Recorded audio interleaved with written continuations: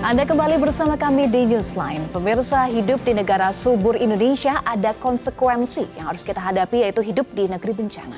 Namun dengan teknologi dan memahami alam, kita bisa hidup mesra dengan gempa bumi. Ini dia Metropedia bersama Anggi Hasibuan.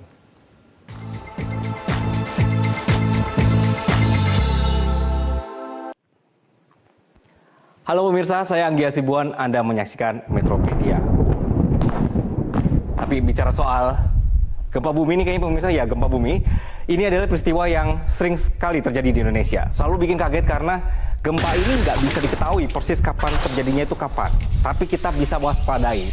Kenapa sering banget terjadi gempa di Indonesia? Kita akan bahas itu ya pemirsa. Karena jadi ada penjelasannya dari BMKG. Kita sering gempa karena pergerakan lempeng tektonik, kemudian karena kita dilewati ring of fire dan banyak aktivitas gunung berapi. Kita ini hidup di atas permukaan bumi yang merupakan kerak atau bagian keras yang mengapung di atas perut bumi yang berbahan cair dan panas. Maka segmen keras kerak bumi ini akan terus bergerak. Jadi ketika dia bergeser, inilah kita merasakan yang saat ini saya sedang rasakan, gempa. Negara kita ini berada di 3 pertemuan lempeng tektonik dunia, lempeng Indo-Australia, lempeng Eurasia, dan juga lempeng Pasifik. Nama lainnya cincin api Pasifik atau Ring of Fire. Jadi rawan letusan gunung berapi hingga tsunami. Kita juga punya 127 gunung berapi aktif yang bisa meletus kapan saja. Oke pemirsa, saya harus pergi dari sini dulu karena situasinya ini kayaknya tidak kondusif ya saya untuk melanjutkan Metropedia.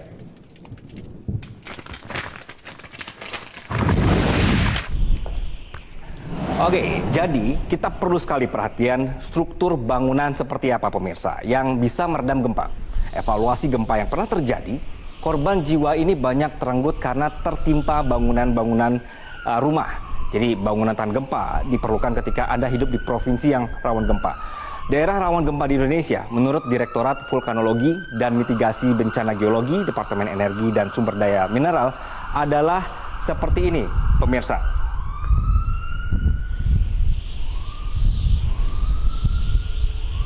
Jadi untuk daerah Sumatera, ada Aceh, Sumut, Bengkulu, dan Lampung. Kemudian daerah rawan bencana di Jawa adalah Banten, Jawa Tengah, DIY, dan Jawa Timur. Bergeser ke sebelah Jawa ada Bali, NTB, dan NTT yang juga rawan gempa. Sedangkan untuk Sulawesi ada Sulut, Sulteng, Sulsel. Untuk Indonesia Timur ada Maluku Utara dan Maluku. Kemudian ada Biak, Yapen, serta Fak-Fak untuk Papua.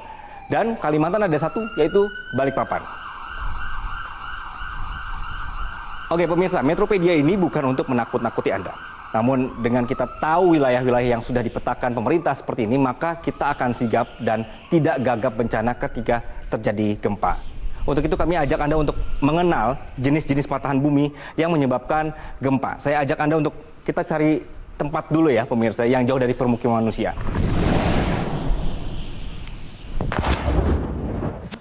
Oke. Pemirsa, kita lanjutkan ya Metropedia kali ini. Nah, gempa bumi ini bisa terjadi pada patahan yang disebabkan deformasi karena ada tumpukan tegangan di dalam tanah. Yang pertama adalah apa yang disebut dengan sesar normal. Kami akan ilustrasikan di sebelah kiri saya pemirsa. Nah, jadi tanah bergerak seperti turun atau patahannya turun. Sesar ini terbentuk karena ada gaya tekan, tarik, atau campuran keduanya. Kalau batuan tidak lagi mampu menahan, maka dia akan bergerak. Dalam tipe ini, seperti Anda saksikan, gerakannya ke bawah. Jadi terlihat seperti ambles tanahnya. Contoh sesar ini adalah sesar Semongko di Sumatera. Kita lanjutkan, tipe patahan yang kedua adalah sesar naik. Tampilannya seperti ini pemirsa. Nah ini dia adalah ilustrasinya. Jadi ini seperti kebalikan dari sesar normal. Bidang di atas patahan bergerak naik sehingga seperti tanahnya naik. Tumpukan tegangan di dalam tanah menyebabkan mereka ini naik atau turun. Atau pemirsa seperti yang muncul ini. Tanahnya bisa bergeser.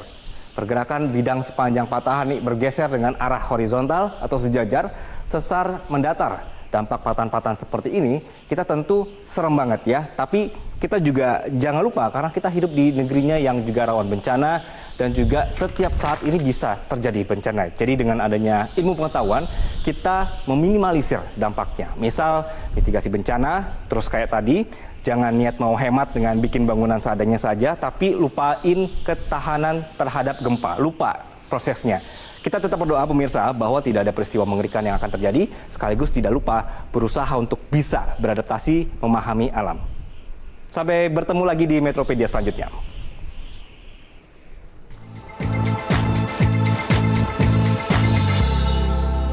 Itu dia, artinya kita harus bisa beradaptasi dengan kondisi alam di Indonesia ini ya Pak ya. Betul. Kita kini Jelajahi cara baru mendapatkan informasi. Download Metro TV Extend sekarang.